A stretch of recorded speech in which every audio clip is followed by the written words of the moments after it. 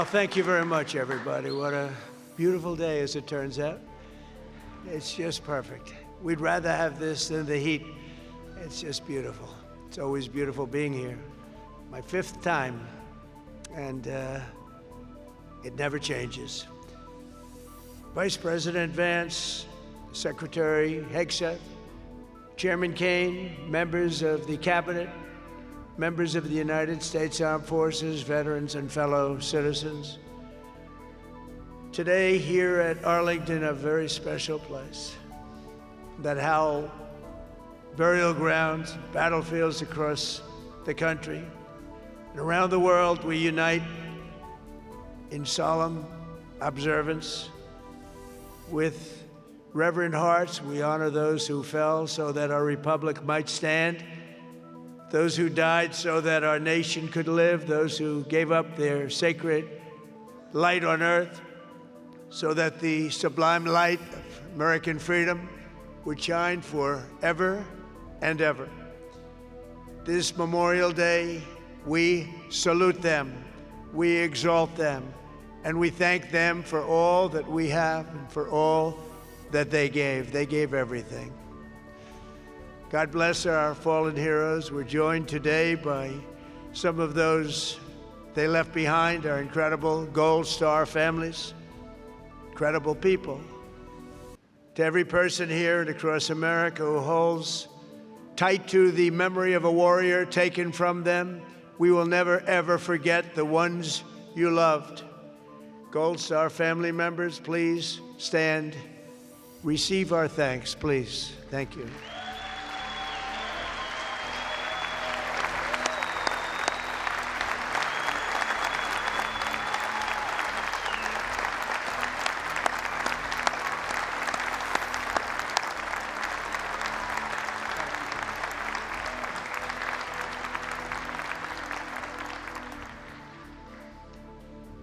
Thank you very much. My honor.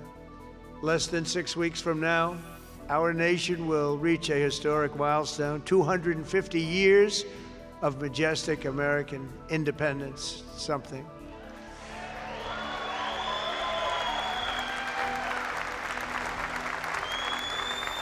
But it's only right that first we remember the immense sacrifice that has been brought to us and this momentous anniversary year.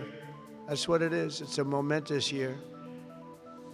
Before we hail the founding, we honor the fallen. Before we celebrate the triumph, we pay the tribute. Before we crown the victory, we count the cost. Today, we are reminded that there could be no 4th of July without America's armed forces, and there could be no Independence Day without Memorial Day. We owe our liberty, our self-government, the glories of our history and our very nation itself to the generations who paid for it with everything they had, the ultimate sacrifice.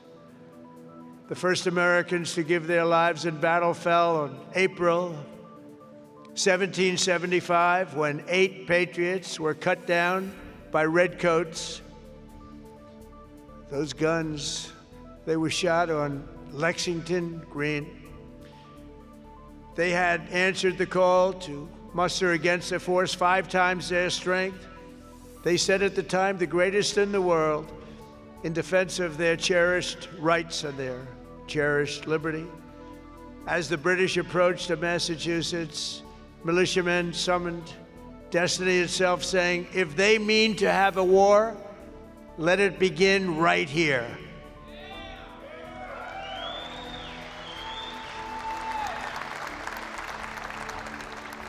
Caleb Harrington was 23 years old when he accompanied his father to the Green that day. Torn apart from each other in the chaos of combat, that American son died trying to fight his way back to his father. He wanted to get back to Dad. Caleb's cousin Jonathan was struck down at age 31, shot within the sight of his home, and his young wife and child who awaited his return. Jonathan crawled, bleeding, back to them to die on his own doorstep for a final, terrible but beautiful farewell. His widow and orphan were perhaps the very first Gold Star family in a long, unbroken chain that reaches up through the ages to us right here today. When our founding fathers put the ideas of the Declaration of Independence to paper in Philadelphia, they signed and sealed an oath that had already been written in blood by patriots at Lexington, Concord, and Bunker Hill.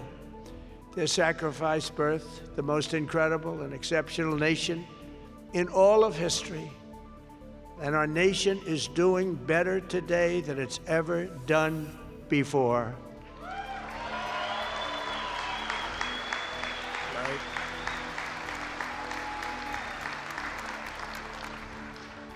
That's right.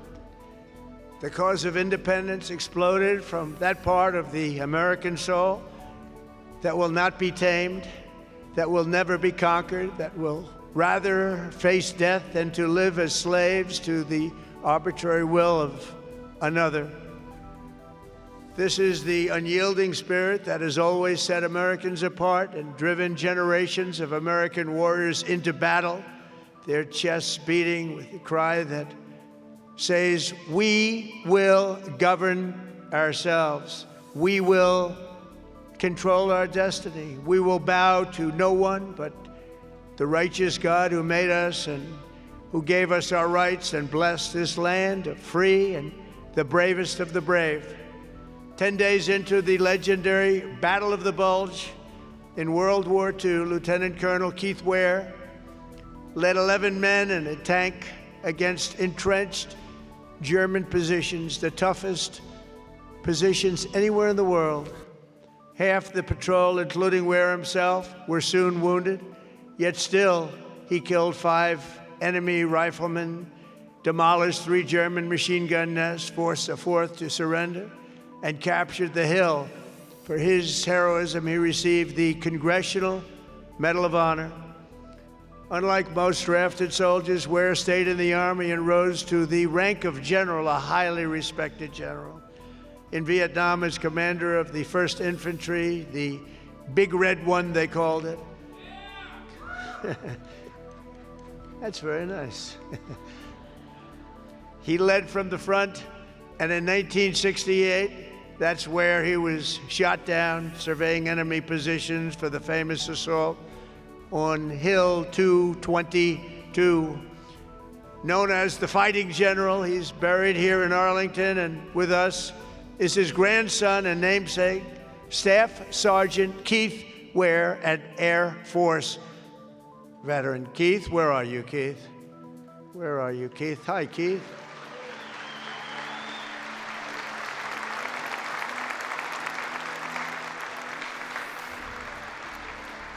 Thank you very much. Great honor.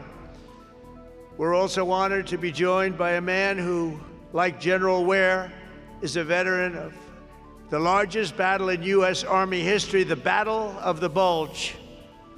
At 15, Harry Miller lied about his age to enlist and was soon fighting to stop the SS Panzer divisions as part of the famed 740th Tank Battalion, the Daredevils they were called, of which he is among the last surviving members at 97 years old.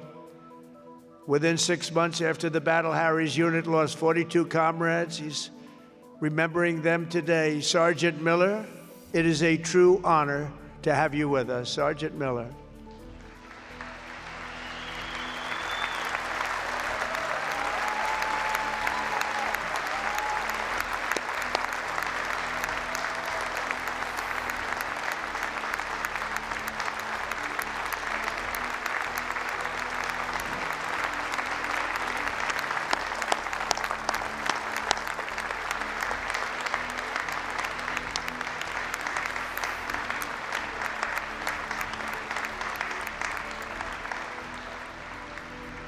And he looks great. Thank you.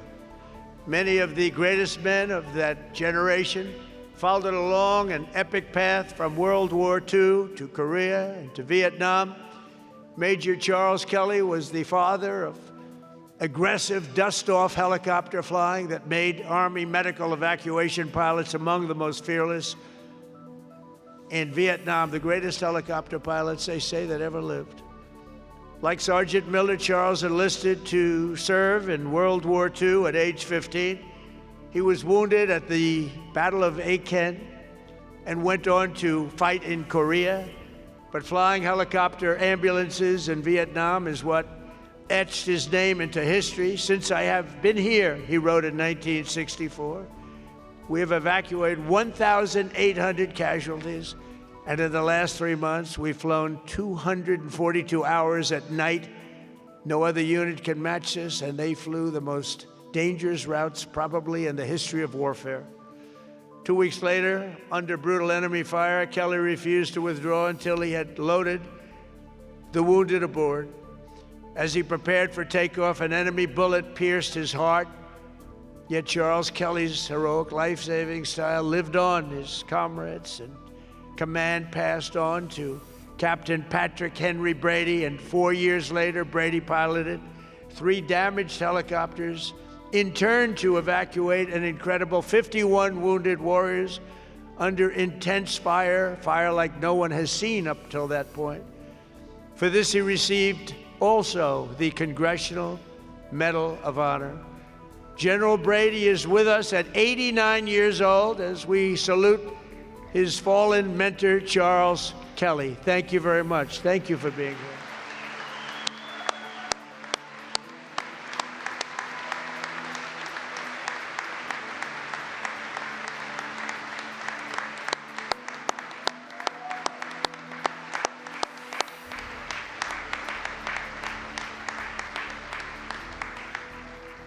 Thank you very much. Sergeant First Class Matthew McClintock enlisted in the Army in 2006 and became a very special Green Beret. In 2016, he found himself in an hours-long firefight with Afghan terrorists. When a comrade was severely wounded, Matthew wanted to find a landing zone for a medevac rescue. Very dangerous, horrible way to be flying. He was reminded on the dangers, but Matthew replied, "We have to save him. We have to do it."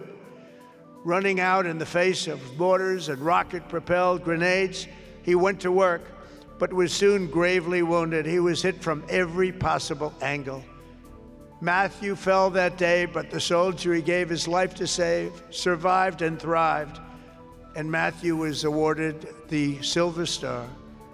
We're deeply honored to be joined by Matthew's mother, Joyce, his widow, Allie, and his precious young son, Declan.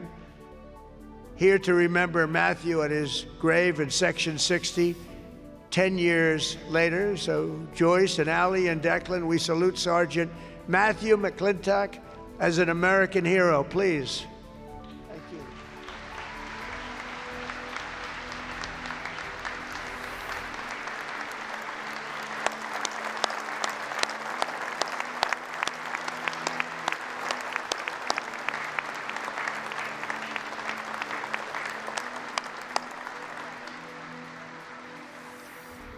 These are tremendous people. These are brave, brave people. In 2 wars recently, we've lost a total of 13 service members. In Venezuela, which was a complete and total victory, where we're working very closely with the Venezuela government right now. We took that over in 1 day. We lost no one.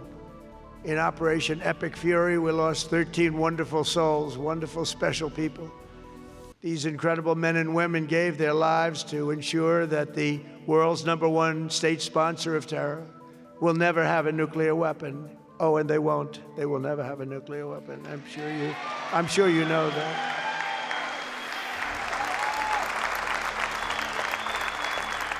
One of them was Major Ariana Savino Lindsay, and we're joined by her great family, Omira, Darren, Zevin, and Wick. Stand up, please. Please. There he is. There he is. Thank you. Thank you, Vic.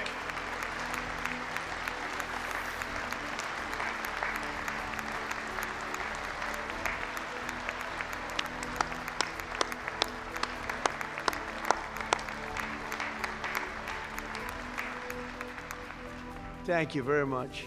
To all of you, Ariana's selfless gift will not be in vain. Our debt to you is everlasting, and it's always going to end in victory. We're having victories all over the place, more than we've had in many, many decades.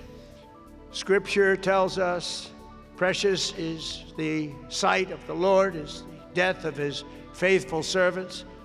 400,000 souls rest on these grounds, these beautiful grounds, in the sacred soil which is first consecrated in the hours of America's greatest division to be eternal symbol of national unity. It cannot be by chance alone that the very first service member laid to rest here in this place of supreme sacrifice was a Union soldier by the name of Private Christman, Private William Henry Christman of Pennsylvania, who died as 19 years old. He was a great young man, they say. Beside him are more than 18,000 other young men named William, over 20,000 named John, over 13,000 named James, joined over time by Isaac, Elijah, Earls, Hanks, Helens, Wands, Margarets, Marius, Donalds, not too many, and others whose names tell the true story of American greatness, and greatness it is. Here beneath arching trees and white stones so beautiful, these many are made one again, united forever as brothers and sisters in arms and children of our fathers in heaven.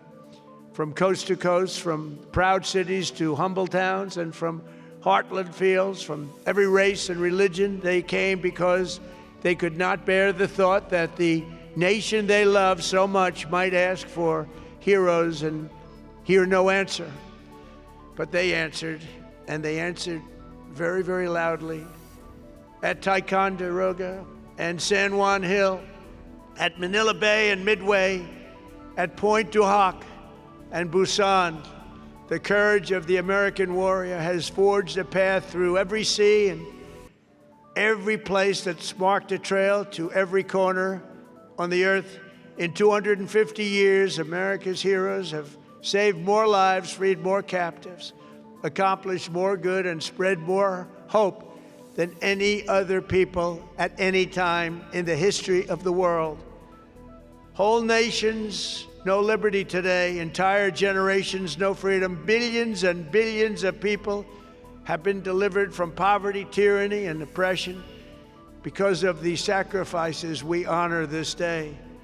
That's why from Brittany to Sicily, from Panama City to Saipan, from the Netherlands to North Africa to New Zealand, this whole planet is adorned with memorials to America's fallen and to America's greatness.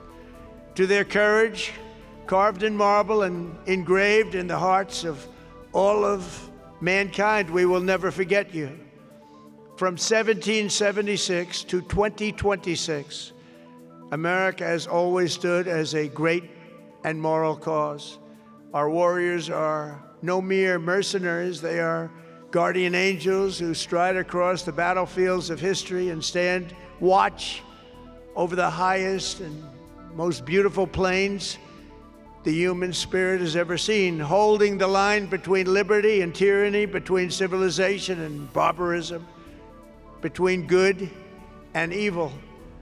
Wherever the American soldier walks, wherever he fights, wherever he fails, and wherever he falls, he does it for the destiny of a nation like no other. There's never been anybody like you. And for the fate of freedom on this earth, we salute you like nobody has ever been saluted before.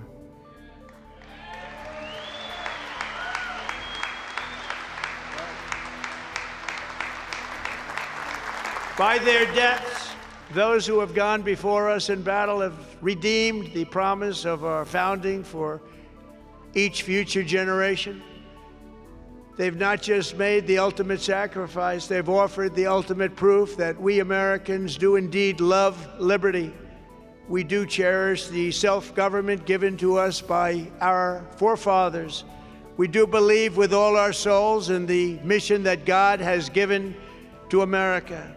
And we do intend with all our strength and heart to hold high the torch our heroes handed to us, and we will never, ever let it fall. Thank you very much. You are special, special people. We love you all. God bless the families of the fallen. God bless the men and women who serve. And God bless the United States of America. Thank you very much, everybody.